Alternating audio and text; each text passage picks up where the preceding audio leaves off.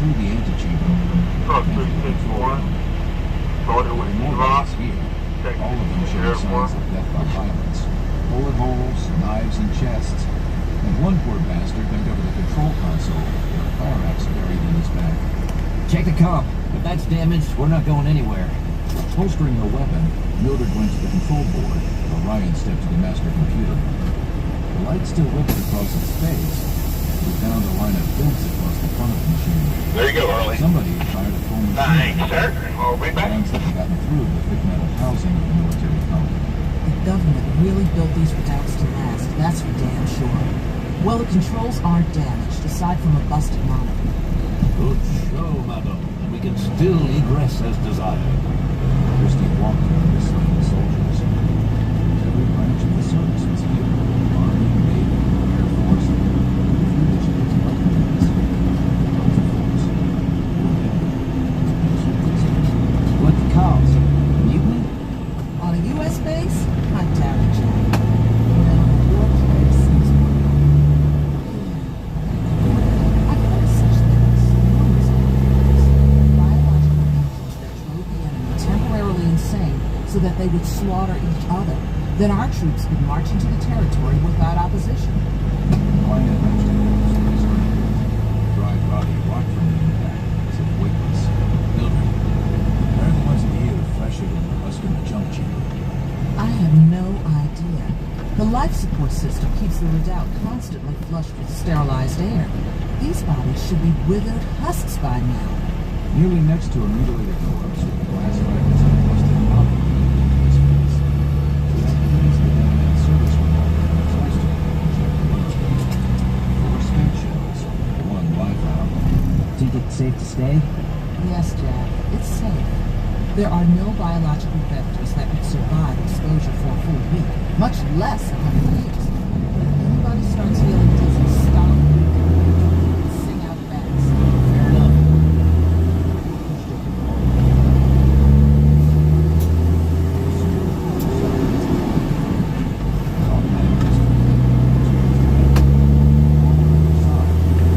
Stitched with bullet holes from an automatic weapon. A lot of lead to be salvaged here. Nothing else. Kneeling by the body, Jack tried to free them.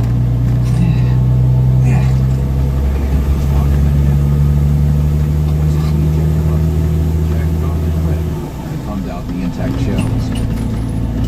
There were 4 9mm rounds. They were wrong sides of this core. Yeah. The albino teenager passed JB 2 of the rounds for his Uzi, giving the others to Ryan for his 9mm 6 Sauer. Everybody else used .38 caliber rounds, except for Doc and his black powder mom. Pocketing the rounds, Ryan looked around for the body of the shooter, but the hallway was empty. There were no other corpses in sight, just the double line of doors leading to the elevator and stairs at the far end. There were no other signs of violence, no blast marks or spent casings on the floor. Nobody cared about the hallway. These soldiers fought for access to the Matrans unit. But that doesn't make sense. The blast doors on the top level of the redoubts are large enough for a tank to pass through. 100 men could have walked out that opening. So why fight over something that can only hold a limited number of people? Unless something is wrong with the blast doors. Walking past the water fountain, Ryan found the usual framed map on the wall. Almost every redoubt had one, so the companions knew the bases intimately. This one seemed normal in every aspect. Ryan pulled out his 6 Sauer. Okay, we better do a wreck of the whole base. We go 2 on 2. Christie with me, Doc with Jack, JB with Mildred. Stay tight. If you find anything still alive, blow its muni head off and come running. Why do you think it would be a mutie? Ryan loosened the punga in its sheath. There's nothing Norm would have willingly stayed Y'all in don't this get in a graveyard. rush. They got this We meet in the train, garage you on the gotta top level pull in up an hour. and then back up to Let's the go. other cars. As the companions So it's gonna be a separated while. into pairs, Christie and Ryan headed down the main corridor toward the elevator. The elevator doors opened, exposing a tangle of bodies, knives still thrust into throats and bellies. God damn it. Christie and Ryan shifted the dead out of the lift. The dried bodies were very little. Removing a colonel with large wounds in his back, Christie discovered a half-naked woman on the bottom of the pile. Her military uniform was askew and ripped in places. Both of the female soldiers' hands clutched a pair of automatic pistols, with the slides kicked back showing they were empty, and there was spent brass everywhere. The black-rimmed glasses and rictus grin gave the face of the female mummy a demonic appearance that was unnerving even to the hardened travelers of the Deathlands. Bastards. Ryan gently carried the female corpse out of the elevator. He looked at the male soldiers he had placed in the hallway. Some of them had their pants unzipped and belt buckles loosened. Attempted gang rape. What the hell happened to these people? From what I read, the pre-dark military of America didn't do this kind of thing. Well, these fuckers were about to. At least she took them with her. Small comfort. Better than the alternative. Guess so, be. Ryan gently placed the female corpse up by herself. The sooner we get out of here, the better. No argument there. Ryan hit the button for the basement. The elevator car began to descend into the bowels of the subterranean fortress. In the hallway, something stirred in the shadowy corner, and sluggishly started moving the corpses until there was a clear path to the elevator once more.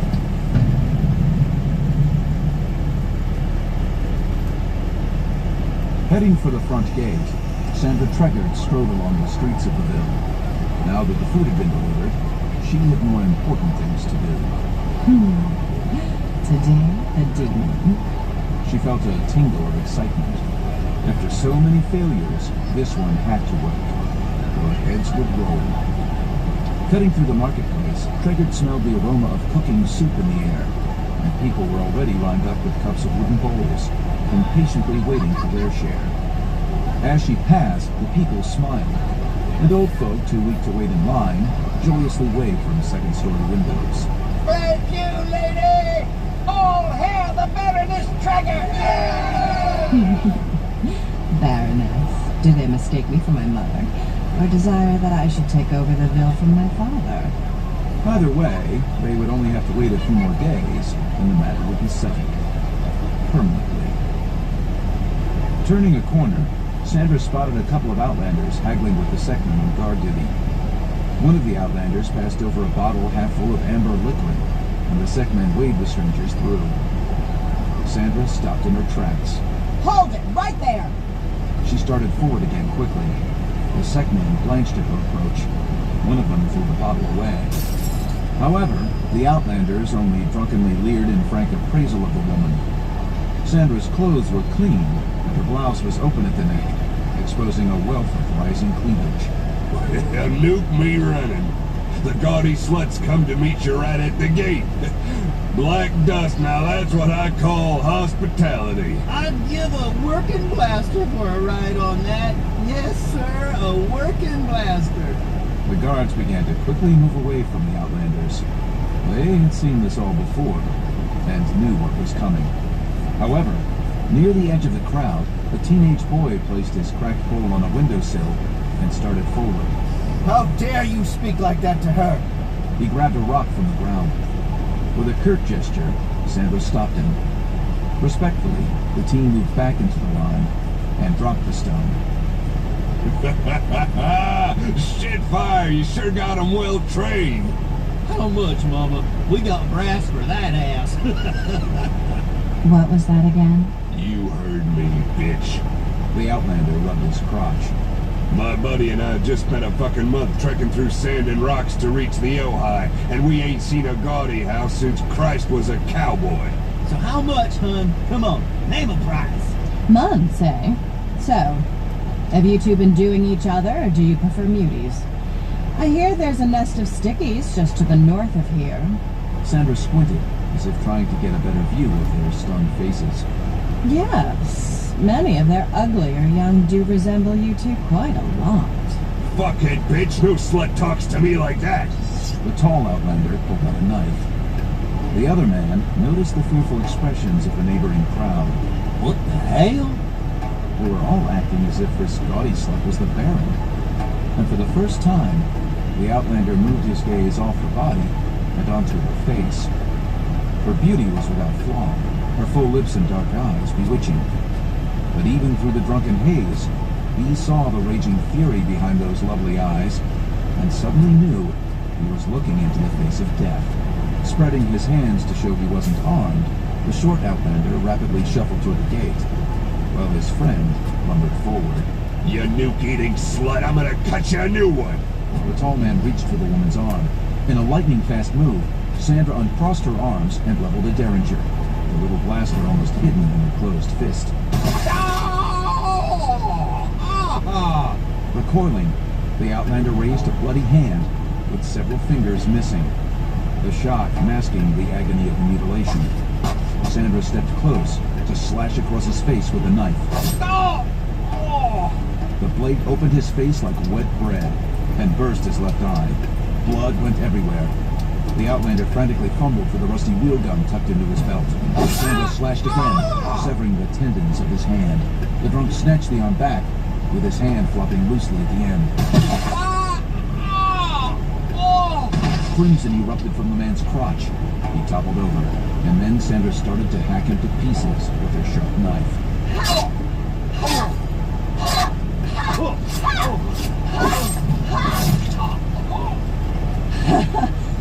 Now you.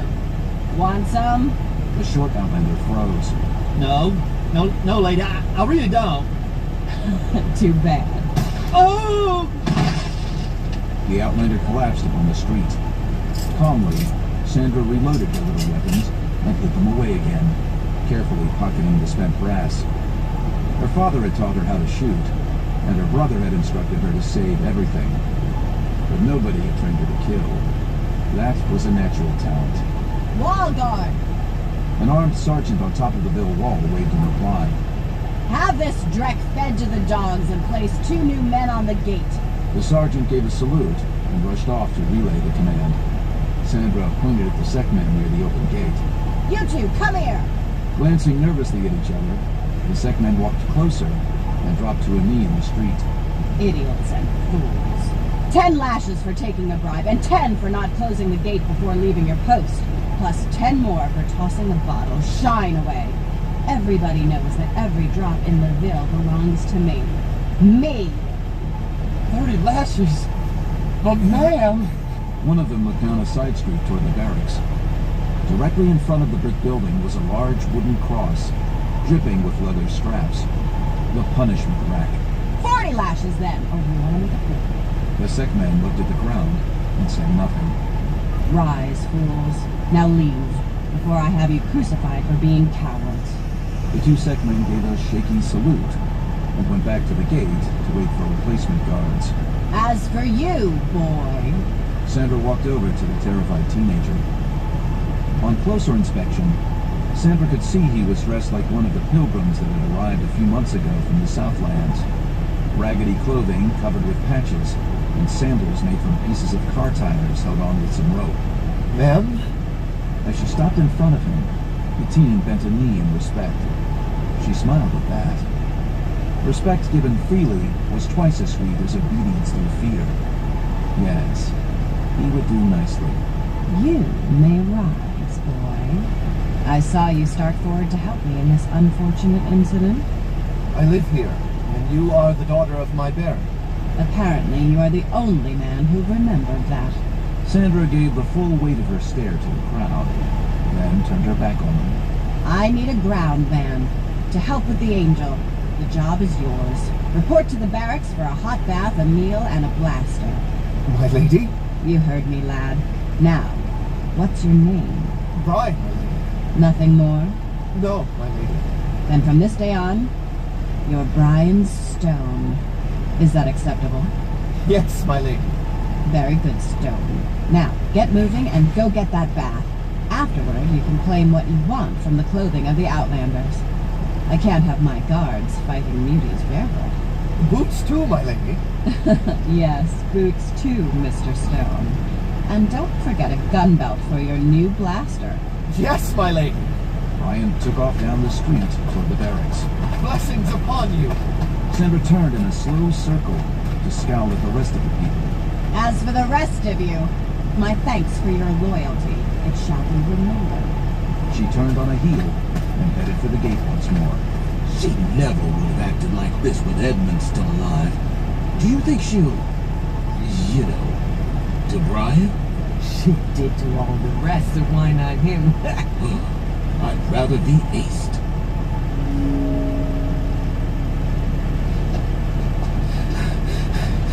George Romero, where are you? Taking the stairs, JB and Mildred climbed over the corpses, littering the steps.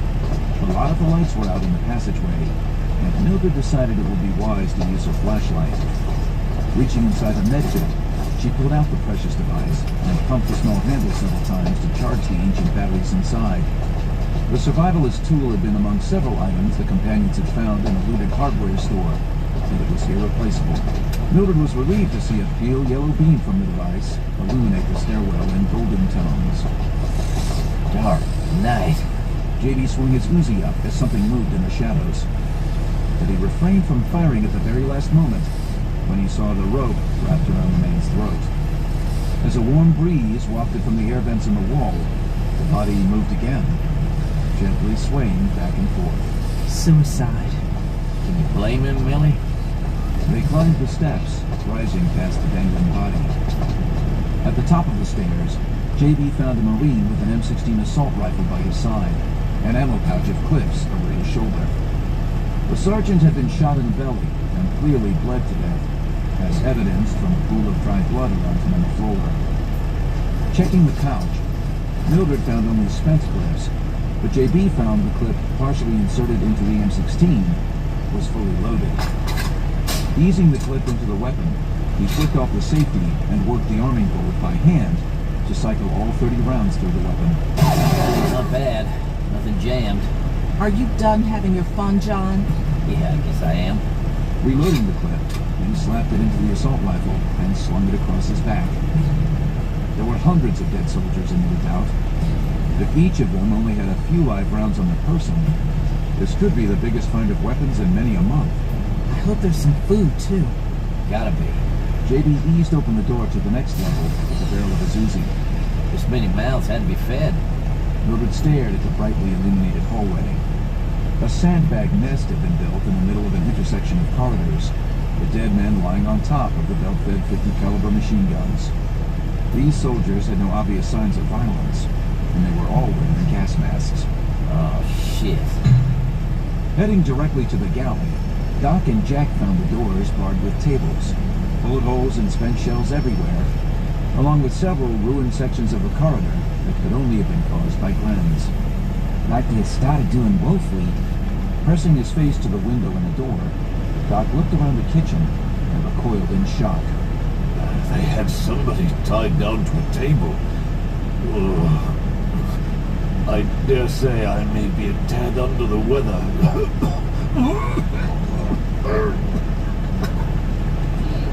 Cannies? Wiping his mouth clean on an embroidered handkerchief, Doc felt weary. Jack, my dear friend, I am fully aware that my mind is half gone from the things that have been done to me by scientists and that madman Strasser. But if whatever befouled this redoubt starts to enact its virulent filth upon me, please, You won't feel a thing, my wife. But you do same for me. then let us press on. Doc started down the corridor. There is much to do, and I yearn for the feel of clean air on the face. Hope Blasto's way. He pushed open the door to the lavatory. The smell was long gone, scrubbed clean by the life support system, but the floors were smeared with ancient filth. Why all these people not run? Doc tilted his head at that comment and looked upwards as if he could see the blast door somewhere above them. Very good question, my friend. That is a very good question indeed. The reactors in the basement had proven to be intact, the techies inside all killed by self-inflicted gunshots. It seemed clear to Ryan and Christie that the techies had known what was happening inside the rest of the redoubt, and had chosen the fast way out. Then, with Christie standing guard, Ryan had done a fast sweep through the armory on the middle floor of the redoubt. It was as he had expected. Every weapon case was either open or smashed apart. The shelves were empty of C4 satchels, Krems, and Claymore mines. Only wrapping paper and warning labels remained. Dozens of long blasters and rapid fires lay trampled on the floor. the treads of a forklift impressed into the plastic stocks and the bent barrels. In the far corner, the floor and walls had been charred black, and from the bodies on the floor it seemed that somebody had tried to operate a flamethrower on 6 other soldiers. It failed, and they'd all died together in the fiery backblast of the erupting fuel tanks. As he was trudging out of the room, Ryan noticed a cardboard box on a shelf. He snatched it quickly, as if it might vanish into thin air. Peeling off the plastic wrapper, he saw it was full of a box of 12-gauge shotgun shells. He tucked the box into a pocket for JB to use in his S&W M4000 shotgun and left the armory. Anything? Not much, babe. They were fighting in here, too. And most of the stuff got busted bad. I saw a couple of crates of Stinger missiles in the rear, but the seals were broken, so the electronics would be dead. We might still be able to salvage the C4 from the warheads. Take a couple of pipes from the bathroom and we got Gren's. Yeah, sounds good. We can do that tonight after chow. Now let's finish this sweep. The sooner we get back together with the others, the fucking better I'll like it. It's even getting to you, Ray. This hellhole would get under the skin of anybody. Makes the bug-infested redoubt in Texas seem friendly as a gaudy house in comparison. The couple left for the elevators.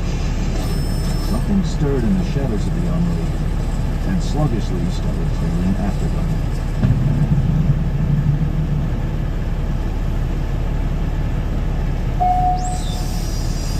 As the elevator doors opened on the top level of the redoubt, Ryan and Christie saw that the garage was filled with row upon row of vehicles, all of them parked neatly within the painted lines in the concrete floor.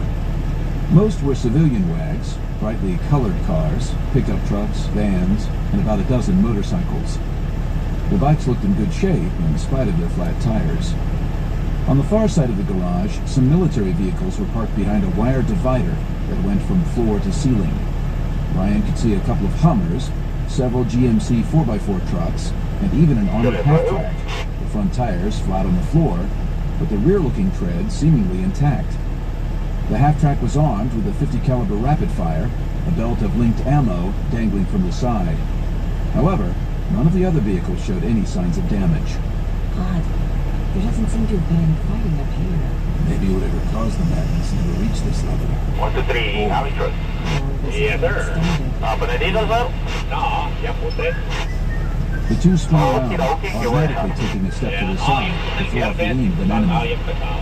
Then they saw JB and Mildred coming out of the tool room near the fuel pumps. He was carrying a handful of road flares, and she was tucking a roll of duct tape into her open med kit. The friends quickly joined them. Any sign of Doc and Jack? Not yet, Christy. And knowing that old coot, he's probably grabbing a snack in the kitchen. Hope so. We're low on food. Only got a couple of cans left. Find any MRE packs? Ryan tried the door to a pickup. Nothing. Even the armory was stripped bare. Wait.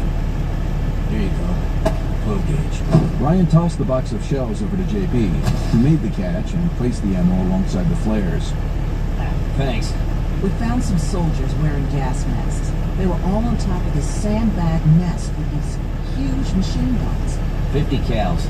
No visible signs of physical violence at all, but dead as doornails. But they went insane too? So either they put the masks on too late, or else they didn't work. Yes, exactly. God protect us. Amen to that. Stepping over a corpse in greasy coveralls sprawled on the floor, Ryan tried the handle of a sports car. He got hit by an exhalation of trapped air that carried the smell of rotting leather and dust. There's never anything to scab in these damn things anyway. Spotting the fuel pumps in the far corner, JB started maneuvering through the vehicles. If the pumps were still sealed, they might be able to get a few of these machines going again. If Doc and Jack didn't find anything in the kitchen or galley, they would have to go hunting outside, and Wags would let them cover more ground in shorter time. With luck, there might even be a Ville nearby where they could trade with the local baron. A single working Wag and a can of juice would buy more food than the companions could carry in a week. Still a lot of wags here. Like everybody drove inside, parked their cars, and went downstairs to go insane. Going to a workbench, the three took some tools and walked over to the wire fence. Hammer and chisel, Christie approached the padlock over.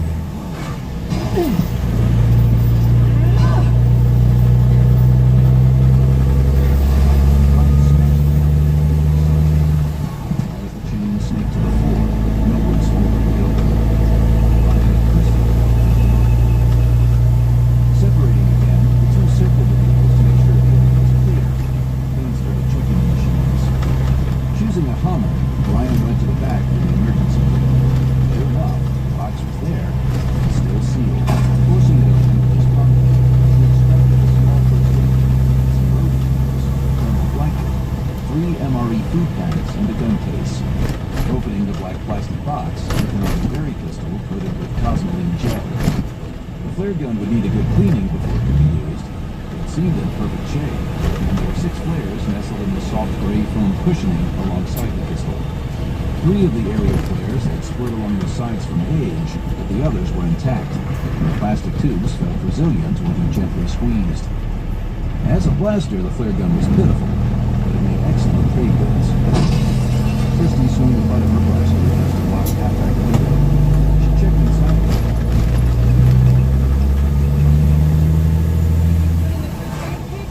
No, it's all useless. Just too damn cold. Any ammo?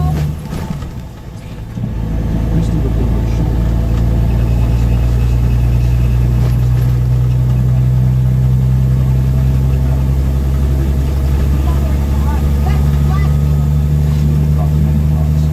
Somebody's coming inside. The startled friends turned to stare at the front of the lookout, where a wide tunnel opened in the wall. The distant end of the zigzagging tunnel couldn't be seen. There was no mistaking the sound of the powerful electric motors hidden inside the walls as they cycled open the massive nuke-proof doors that led to the world outside.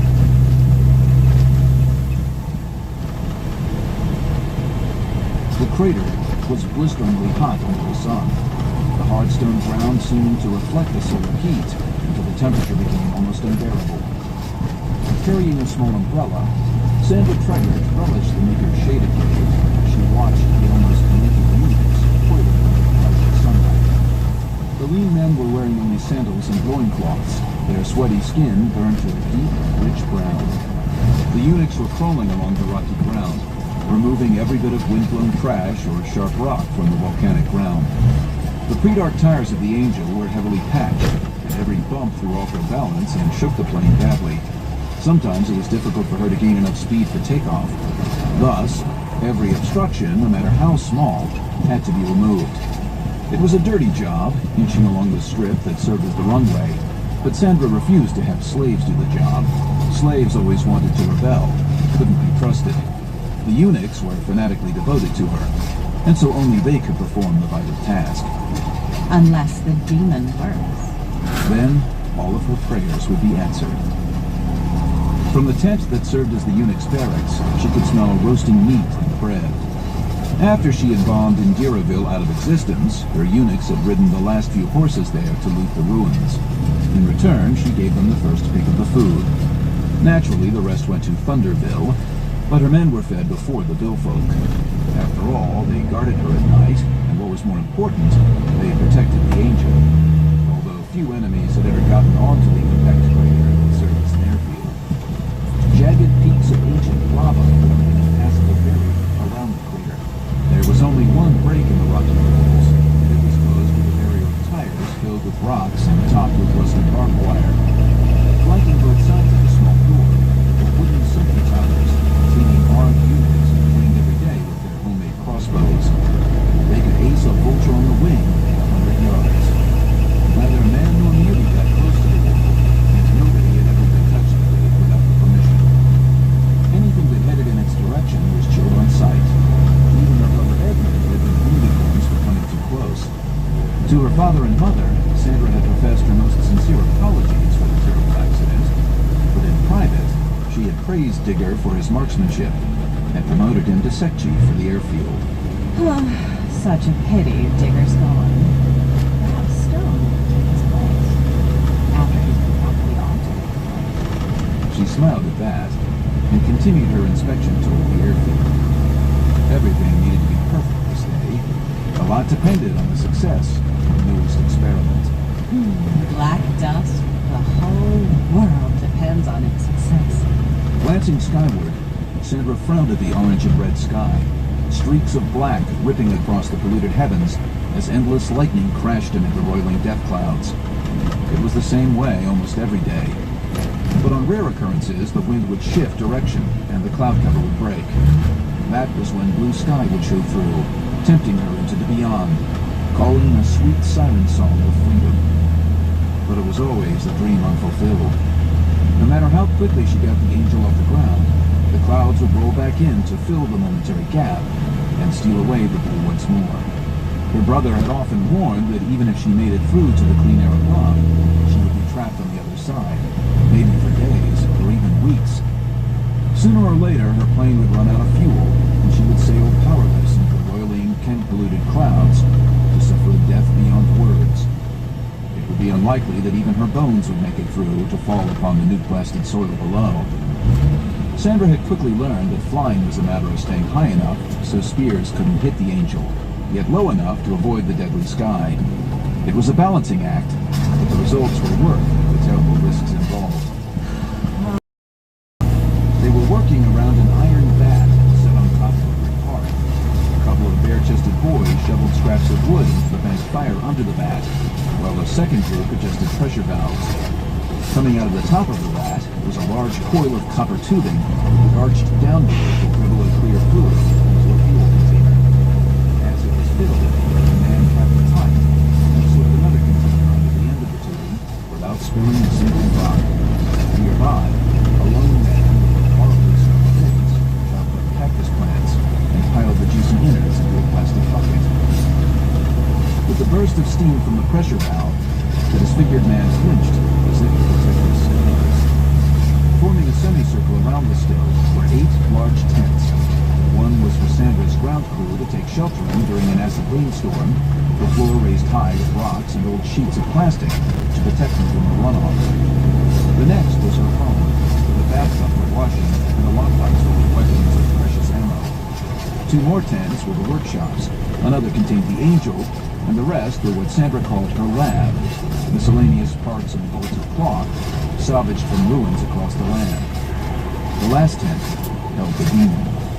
How's it going, Carter? Sandra stopped at a short distance from the still. Between the fire and the steam, she couldn't understand how the men survived the awful heat. That was how Carl had been disfigured. He'd fallen asleep from the heat and caught a steam blast in the face. Incredibly, he'd lived. He never spoke again, and flatly refused to work the still. Good afternoon, my lady. Sweat poured off Carter's hairless chest, as if he were standing in the rain. We just finished a new batch of chai, and Carl harvested enough cactus for a second batch. We'll start it fermenting tonight. Excellent. Take 10 gallons and fill the tanks on the Demon. The wind is good, but I'm going to try again for some sunlight. But 10 gallons, barely a quarter tank, mistress. How will you know if the Demon can be trusted until you fill the tanks? Carter. Yes, of course, you're right. 10 is ordered. I'll get them myself. Sandra allowed herself a private smile. She knew that Carter meant well, and he was hoping to consider her safety. He was so large, many believed him to be part mutant. The men stood almost 7 feet tall, with a wide, narrow chest and broad muscles. Yet his face was as smooth as a newborn infant's, his body completely without hair. Castrating the men working on the elevator had her father's idea. And she knew that the main purpose of the mutilation was merely to reverse the lustful advances of the sex men and to safeguard the little throne from any bastards. But it was her mother who suggested using boys too young to notice her figure and face. Sandra had decided to do both, and the sexless youths grew utterly devoted to their female master.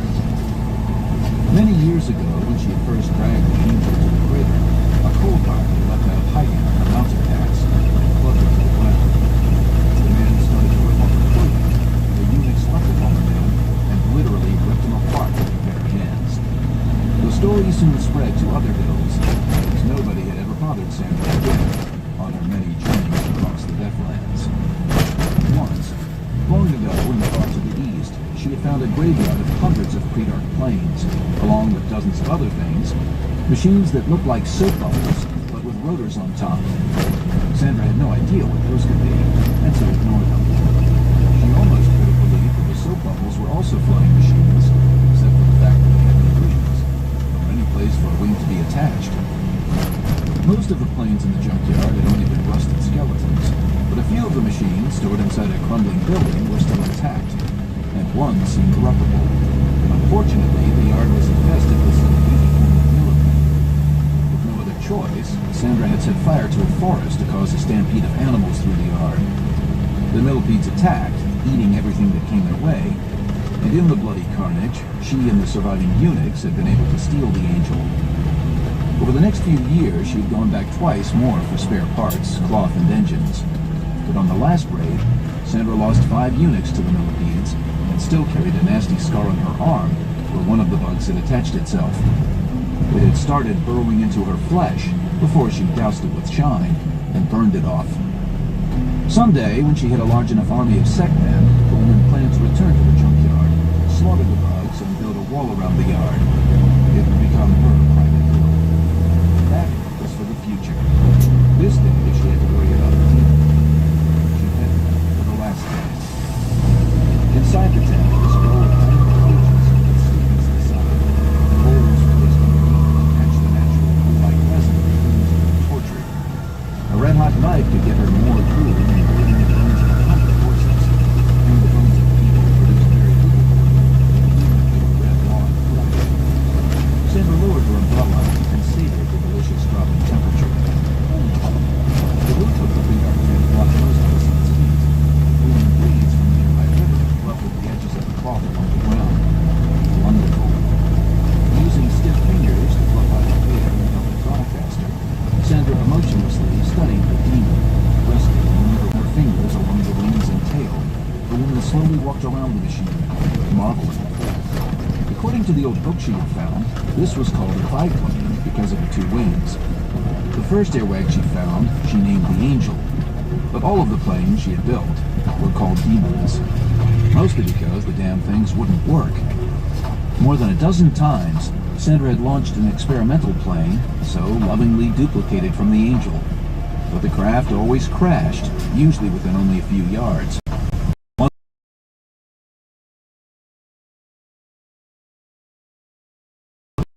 Heavy. The cloth ripped off the body on another, making the rock rim of the crater. The propeller came on a fifth, slicing a startled eunuch in 2, and the next 2 simply failed to take flight. The engines roared, the propellers spun, but they simply rolled impotently across the ground like tumbleweeds. But Sandra was grimly determined to build more of the airwags, keep experimenting until she learned the secrets of flight. Then an aerial army of her planes would expand across the Deathlands, stealing ammo and food and slaves for Thunderhill. It was the richest in the world. That is if I ever get one of these to fly. The eunuchs heard the remark and said nothing, concentrating on pre-flight tasks. Now, Sandra felt she finally had the answer. The plane needed a less rigid body. Flexibility was the key. So she had stripped off all of the which was one of the reasons why the Demon was only receiving a quarter tank of fuel and had no weapons installed. Hopefully, that would do the trick. She was running out of options and patience. She would rather die than abandon flight. The Angel was in poor shape, and she dared not make major repairs to it until she knew exactly what the alterations would do. This was the newest version of the Demon, a carefully built copy of the Angel. To the naked eye, the machine seemed identical. The cloth was strong, the wood frame solid, and the wings perfectly curved. The pre-dark nuke batteries never ran out of power. The oil had been filtered clean, and the fuel tank had held enough shine for it to fly for 8 hours. How the ancients found their way along the invisible highways in the sky, the woman didn't know, but she needed light to spot landmarks to find her way home again. The Ojai River, Iron Hat Mesa, the rat pit that resembled a star, the northern forest, the eastern wilderness. Lying in the dark, she could easily get lost. Could fly smack into the side of a mesa, or try to land in the middle of the forest. Sometimes she awoke from a nightmare of that happening. Shaking her head to dispel the unpleasant memories, Sandra took hold of a guy line stretched between 2 wings, stepped onto a recess in the fuselage, and slid down into the snow.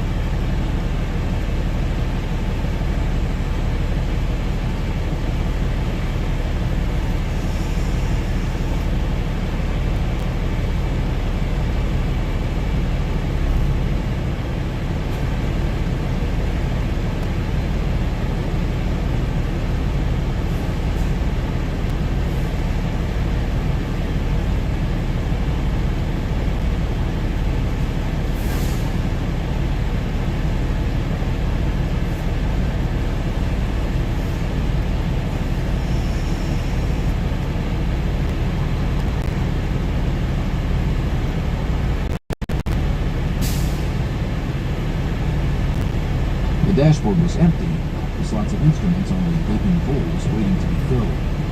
Aside from not wanting the meters and gauges damaged in a possible crash, their absence also saved a little more weight. Besides, the woman had plenty of spares. Most of the instruments she'd modified from the Vilwat.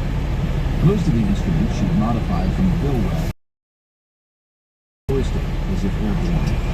Out of the corners of her eyes, she noted the wing flaps correctly moving in harmony. The new racing unit was polished bone, really no difference. That had been Digger's idea. Carter stepped into the tent. The giant carried the 10-gallon can tucked into her thick arm as if it were a pillow. It was the fuel. I got a flatbed that don't know where he's going, so he's getting directions.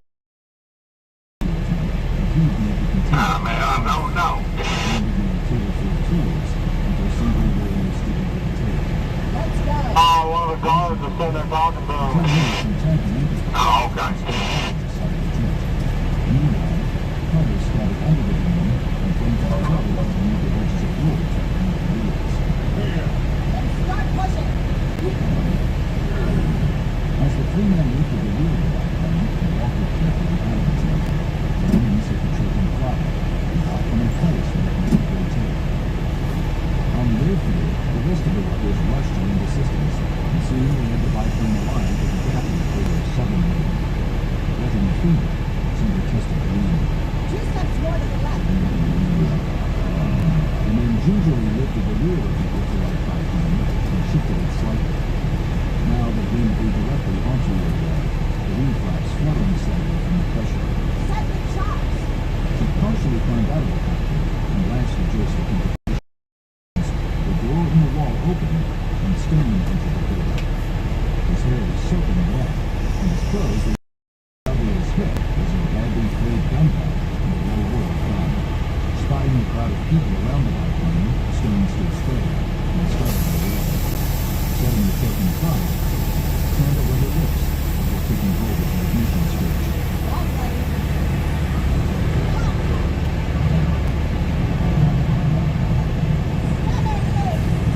She backed away from him, using both knees, Carter holding the rope, and the chops being free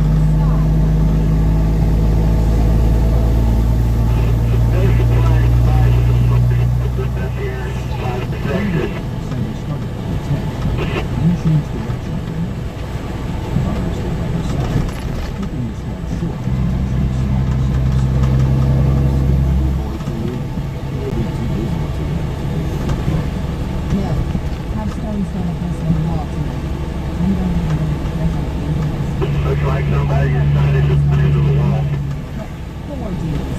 Use all of the clock and blue lamps in stock.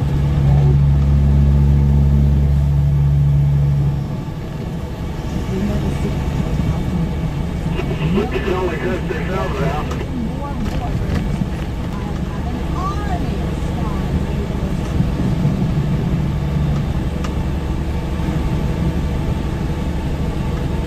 Ryan raised a clenched fist, and the others felt the help behind him.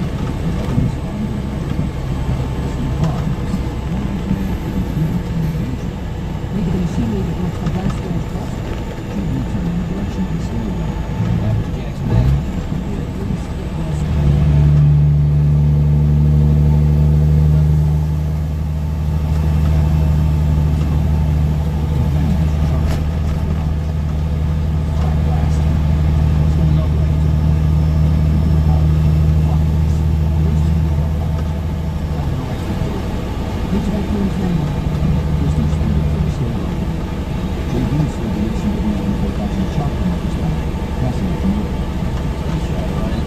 At least it was.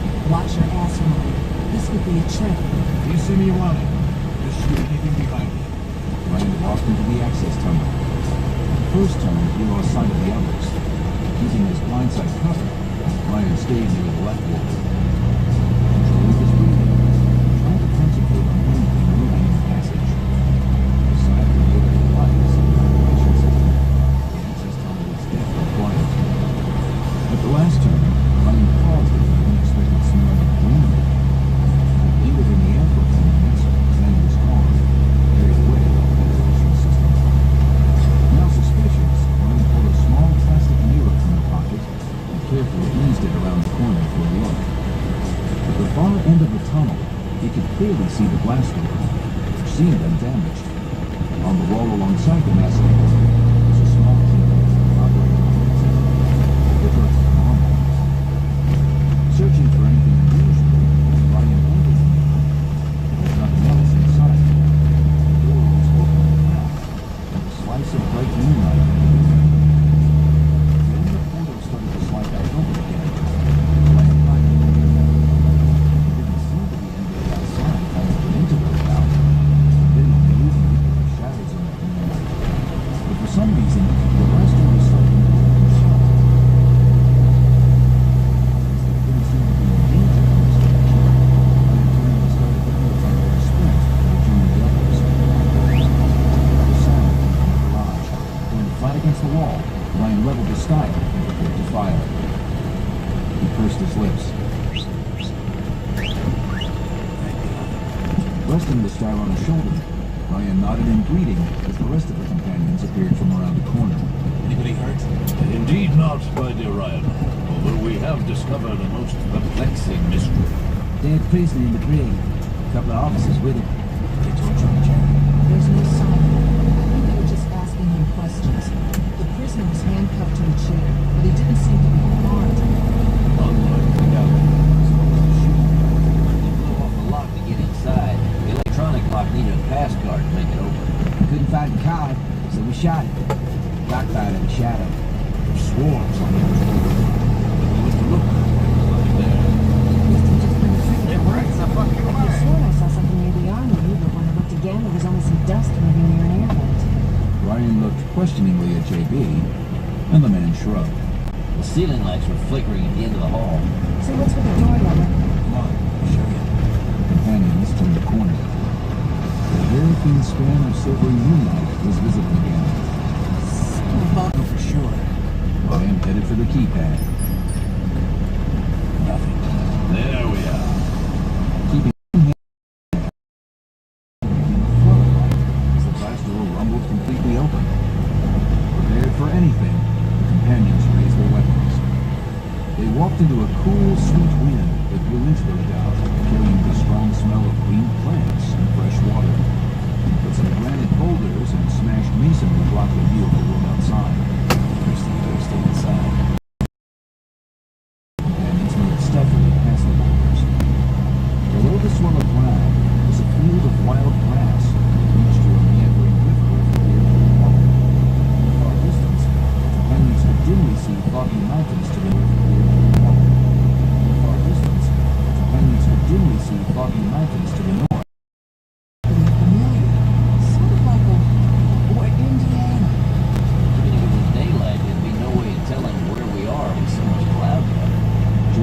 squinted at the sky. He touched the mini-sextant in his jacket pocket. With that, JB could easily pinpoint their exact location any place on the planet, as long as he had an unobstructed view of the sun or stars. Bad stone coming. That's a brain, Jack. Just ran it out. Satisfied they were in no immediate danger from anything outside, Ryan returned to the entrance and looked inside the door's slotted wall. He ran a hand along the bags on it. He gave an experimental tug. It's jamming there solid. Damn well think so after 100 years of being pounded by a 10-ton blast door. That does look like an air tank. Somebody was trying to jam the door open. Were they using it to smash the canister? Only feeble did anything that smelled and stank. Bomb? Could be. Man, I could use a fleet for this. Reaching into his munitions bag, the armorer extracted a plastic mirror, carefully angled it to reflect some of the silvery light into the shadowy recess. Okay, I can see a few touches of red paint on the canister. Check the neck. Gotcha. JB shifted the mirror slightly and smiled in triumph as a coded ID number came into view. Then, he went deathly pale.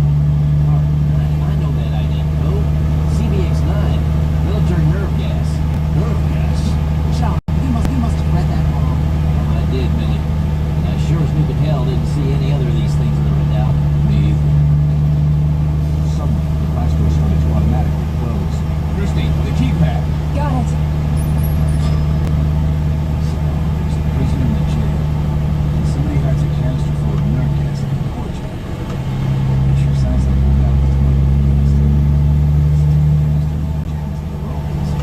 It'll be 2 minutes to get clear before the blast door second shut again. Interrupts the motionist.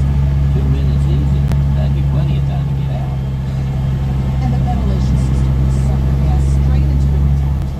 Whoever did this knew an inordinate amount of detail about how the top-secret base operated. You got that right, Doc. The killer must have been worried that the prisoner was going to talk. Shoot. Typical to ace a couple hundred people to get one. Which makes the 50-bullet question, just who was that prisoner? No way of telling now. No dog tags or wallets. No ID papers on the 2 officers in the cell with him. Were they carrying any insignia, Christy? Yeah, one was a 4-star general, the other a 3-star. Then we can be sure it wasn't some privates found drunk on duty. Big brass means big crimes. Spy type, maybe. Or a traitor. Perhaps he was somebody working for Operation Cronus, or over Project Whisper. If he was, Madam Doctor, I didn't recognize him. Then again, in such a mummified condition, it would be hard to identify my own lovely wife, Emily. Looks like just another damn mystery to add to the list about the redoubts. We'll probably never know what really happened here that day. Some gut instinct told Ryan that whatever had occurred here a century ago wasn't over yet. Gas in the doorway. Hadn't he heard about that trick before? Ryan narrowed his good eye as there slowly came to him a distant memory from when he was just a youth, fighting in the Muti Wars. It's closing again. We've never done this before. Tried to keep the blast door open for this long, I mean. I sure hope this doesn't damage the machinery. There's probably a different code to hold the passage open, but there's no way to guess what it is. Jack stuck his head into the recess. Getting this out be a triple pitch. Maybe infogram? Don't have any. Just a few anti-perspirans, 1 thermite, and a couple of homie pipe bombs. Useless. We can't leave it like this. Sooner or later the door motors will burn out, and then we'll be trapped. Were there any suitable tools in the garage, John Barrymore? Bet your ass there are, Doc. Come on, let's get moving. They soon came back armed with an assortment of iron pipes, 2 crowbars, a sledgehammer, and an acetylene welding torch. The tank pressure was very low, but JB used the torch for as long as he could to warm the smashed canister until the acetylene ran out. Then Ryan quickly hammered a crowbar around the edge of the softened metal, while Jack pounded in another on the other side. Doc slid the iron pipes over the end of the crowbars to increase the leverage, and the men worked in pairs, throwing their full weight to the task. However, the century of compression by the blast door had done a good job. It took the men more than an hour to force the flattened canister. That one. It's got different markings. Knife. It's CBX4 nerve gas. 2 different types of lethal chems were used. Even if the soldiers in the Redoubt had been warned in time, they wouldn't have stood a chance.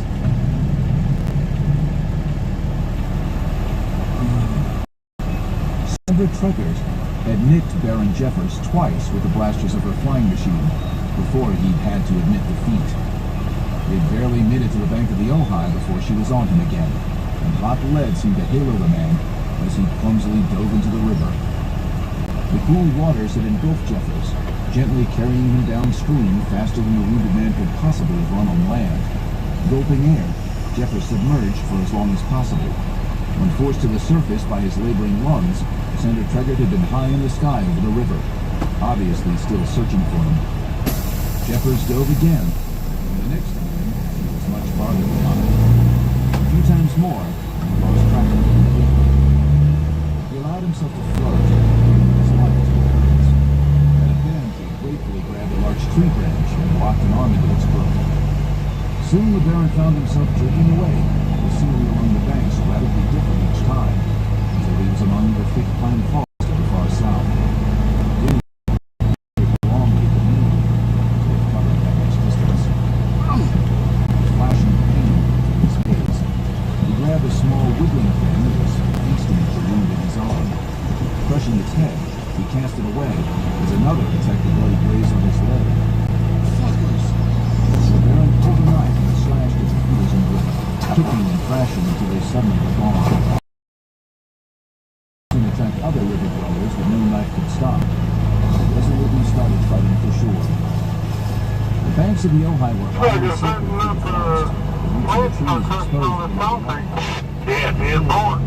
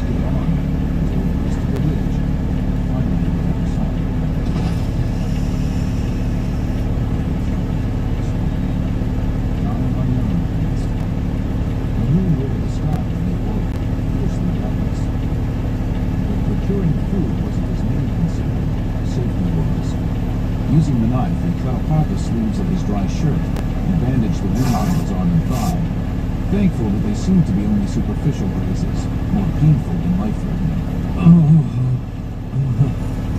After rigging the sling for his left arm, the Baron reloaded his black powder weapons almost entirely by touch.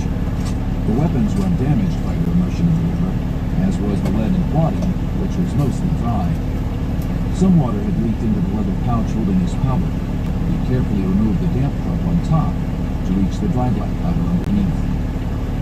Reflected moonlight shone off the Ojai, and he was grateful for every little bit of it. During the process, something large rose from the river, and he froze motionless, trying not to breathe. The Colossus drifted by the man, sniffing the air, then was gone into the night. Crawling away from the riverbank, Jeffers realized that he was lying on fallen needles from the nearby pine trees. The rich smell of the plants had to have masked the odor of his blood and saved the man. Quickly, the Baron stuffed his pockets with pine needles, then rose stiffly and shuffled deeper into the woods, trying to put as much distance between himself and the beauty in the river as possible before he collapsed again. The rich smell of the forest filled his lungs. Jeffers pawed at the black shapes of the trees until finding a branch low enough for him to reach. Hacking with his knife, he soon had a crude crutch. His progress became much faster as the weight was taken off his aching right leg. The land rose and fell in rolling waves as taken off his aching right leg. The land rose and fell in rolling waves as Jeffers motion and right, keeping a finger. Eventually forced to stop, tree stump in a small clearing, brought a new smell among the rich aroma of the mighty pines. Apples! After rolling on the ground, he found several fruits and wolfed them down. A few had been found by insects, and he ate those too. With his hunger and thirst both eased, the Baron rested for a few more minutes, then started to walk again, his strength renewed. The ground became hilly, the trees growing farther apart as rocks came through the rich soil. He was approaching the foothills of the Misty Mountains. Jeffers shook his head. No, those were to the north of India, and he had gone south. What mountains were in this direction? None that he knew of. He had to be out of known territory and into the deep wilds. Muti territory. Cresting a grassy knoll, Jeffers descended the steep side of the hillock. The ground sloped slightly in one direction, which was the way he went, to conserve his ebbing strength. Oak, birch, and a dozen other trees were mixed with the pines now, and the ground was covered with leaves as well as dropped needles. After a lifetime in the desert along the river, the thickly scented air was like a healer's tonic to the weary man, and he savored every breath. What's that smell? Wood smoke. Roasting meat. Oh, thank God! The smell of the meat was like a rope tied to his chest, and Jeffers had no choice but to head in that direction. Pausing to place a loaded blaster in both hands, the former Baron hobbled toward the smell of cooking food, going slow and careful. Soon, he caught the reddish light of the fire. Snappers. Easing past a bush, Jeffers stopped at a crude wall of pointed sticks rising from the soil. Past the primitive barrier, he could dimly see open ground, neatly raked into orderly rows. It was a farm. Circling past the stick fence, Jeffers found a beaten path cutting through the forest and followed that. The smell of the cooking fire was strong now.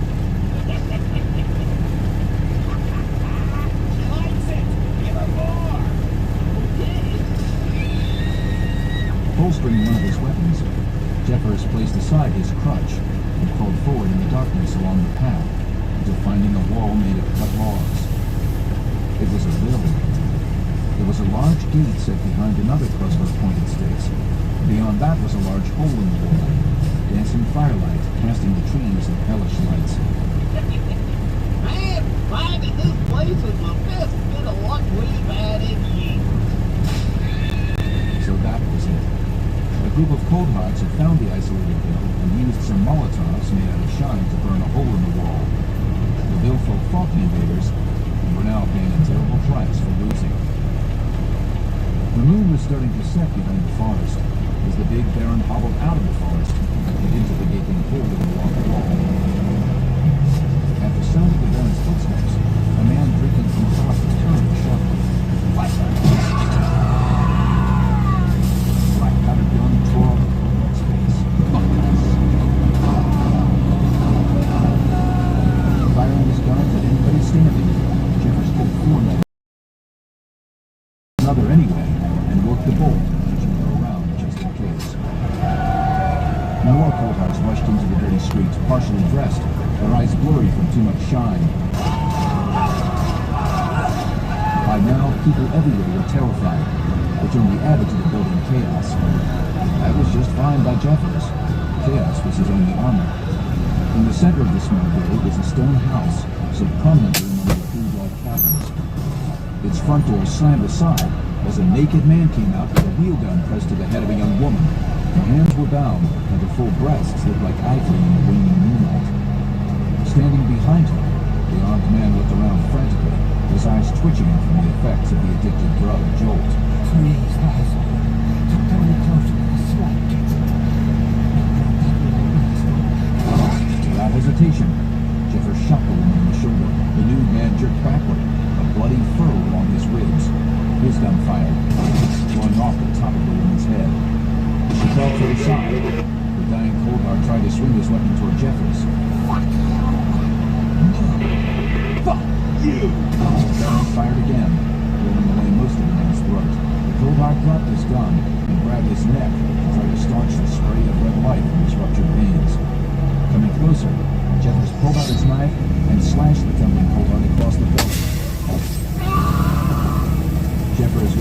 long gun to ram the stock into the man's face, smashing teeth.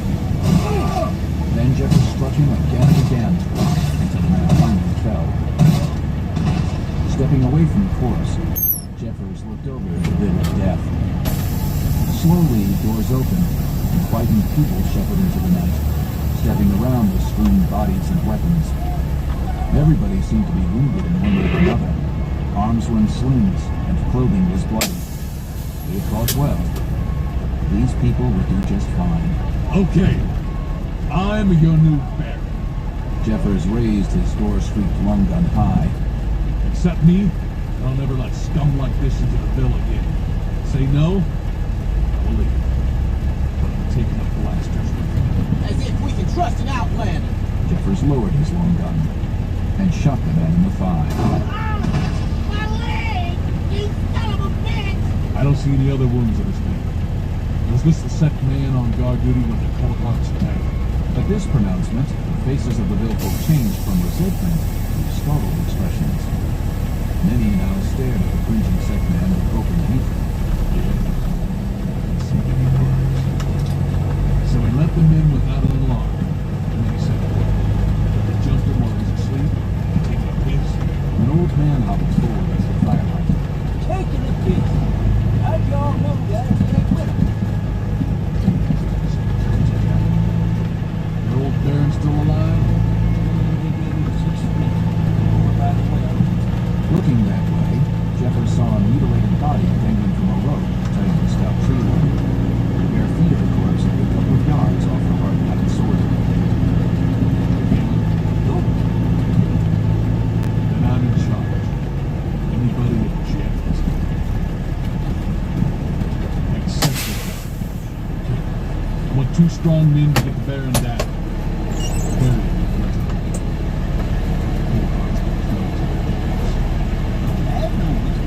Then we'll just throw him in the river. Probably won't give a pig to shoot his way. A couple of the men started for the hanging man, but Jeffers raised a hand. First, put the girl free. You there, old woman. Patch her up. Give her all the shine she can hold. You know what to do? The old woman nodded in reply. It was an old Ville remedy for such things. Blot out the memory of the gang rape with drink until the teenager wasn't sure what had happened. Hobbling to the well, Jeffers sat on the stone limb and started to reload his handgun. He could see the roast dog on the fire, and the smell was driving him insane with hunger. Every meal with Harris, especially on the blast. The locals slowly obeyed. Closing his guns, Jeffers tucked one away and kept the other in his good hand. Those are yours now to keep. Harm Ville is a safe Ville. This is my command. Will you obey? The men stared at him in stunned awe, tightening the grips on their weapons. Then one dropped to his knee and bowed in respect. So I found out. What's your name? The older man raised his face. Good name. He's taught me to brave like the doors. Monty blinked. No words, woman. Jeffers rose to his feet. Swear on blood in your heart that you will die before allowing any enemy to enter this Ville. I'm a woman.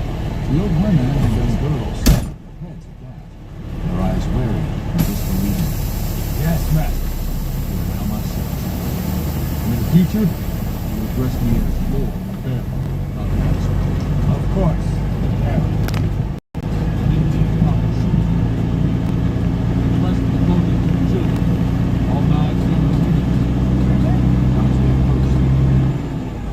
Obey your Baron, old man. Yes, of course, no disrespect. Let it be. They're more important. Jeffers looked over the crowd. He pointed to the 3 largest men. You, and you. I want a fire, a big one, just outside the hole in our wall. Then erect a nest with sharp sticks, all pointing outward just inside. Anything trying to jump the flames will impale itself. It'll be easy for us to chill. Like this on speed. That's right. Only this time the spear's for keeping our skins whole instead of our bellies full. Hey, Mother? Yeah, you heard the orders. Strip those bastards. Cut down our old Baron and start gathering firewood. Just then, an old man came up to the Baron and offered him a wooden bowl full of hot, wet cloths. for your wounds, man. Jeffers nodded and watched as the healer peeled off the old bandages and cleaned the wounds with dry clean cloth. The water stung a little.